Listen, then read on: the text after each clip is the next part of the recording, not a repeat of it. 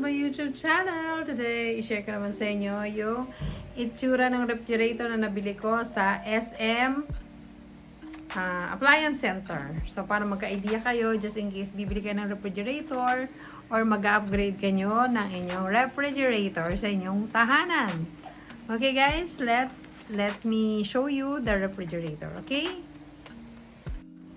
So guys, ito yung refrigerator na nabili ko sa SM. Yan. Oh. Yan ang itsura niya. Nasa 51,000 ang guys ang presyo nito sa SM. Mamaya ilalagay ko dito yung price kung magkano talaga, ha? Dali. Pakita ko sa inyo yung loob. Ito yung fridge. So yan guys, so as you can see, meron siyang, ilan to? Meron siyang 1, 2, 3, 4, 5. Limang, yung lagayan dito sa gilid. Then, ayan, ito, lahat yan, fridge yan guys, ha. So, kasyang-kasya lahat ng mga pagkain nyo, kung marami kayong laman. So, ito, pwede nyo lagyan din, mga fridge din yan. So, yan, kompleto siya. So, sara na natin. Malakas sa kuryente. Sabi nga naman dito, energy level, oh. Frost-free refrigerating appliance. So, energy efficiency rating. Naka 5 star to guys. More stars and higher rating means more saving. Samsung siya ang brand. So, yan guys, no. So, 5 star siya. So, energy saving ito. And ito naman guys, yung kanyang fridge. Yan. So, yan, no. Oh, ang linis tingnan. Napaka-organized niya, guys. So, yan. Oh, yan, oh. Oh. So, lagayan natin ang mga gulay. And then, meron siyang 1, 2, 3, 4, 5. So, 5 rin yung kanyang lagayan dito sa gilid. So, marami kayong pwedeng ilagay. Kagaya ito, puro tubig, yan. May mga water din, yan. So, nasa inyo yan, guys. Sa mga tetrang ulam nyo, yan, dyan. So, ito, guys, yung ano niya, ha? Yan. Oh, meron siyang smart things. Pwede tayo mag-download ng apps para daw dyan natin i-adjust yung temperature. Ang temperature niya, guys, pag normal temperature niya sa fridge, 4 degrees Celsius. Sa freezer, negative 19 degree. And as you can see, pwede ito i-adjust nga using Wi-Fi. I-download lang natin yung SmartThings app na yan. Okay? And then, sarado natin.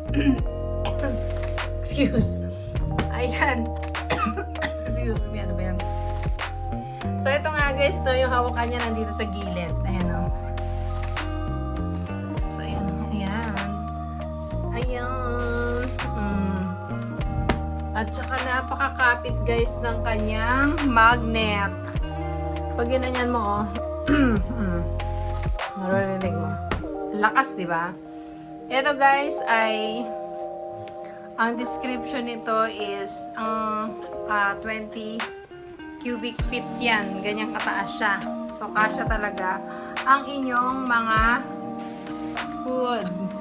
Yan. Ilalagay ko yung description nito. Yung kapal, yung haba, yung taas niya. Ayan. So, dapat daw is meron tayong puwang pagitan dito para hindi masyadong mainit.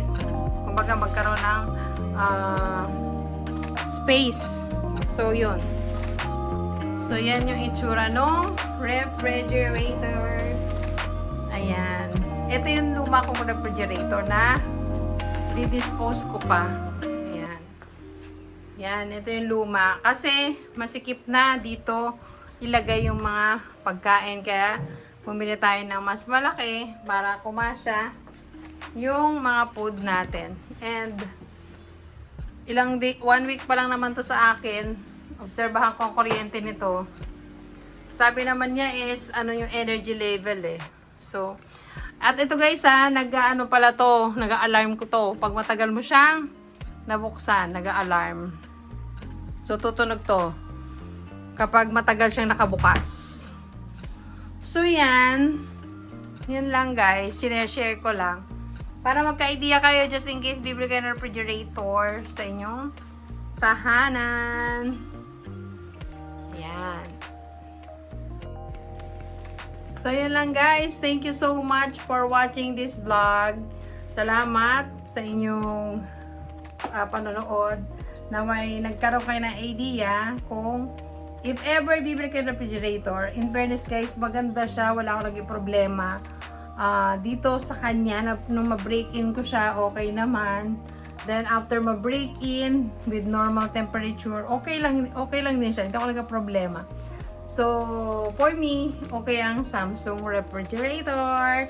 And based din sa na-check ko sa ChatGPT, pangatlo siya sa na okay na refrigerator, top 3 sa listahan. So guys, thank you so much for watching this vlog. God bless. Thank you. Bye-bye.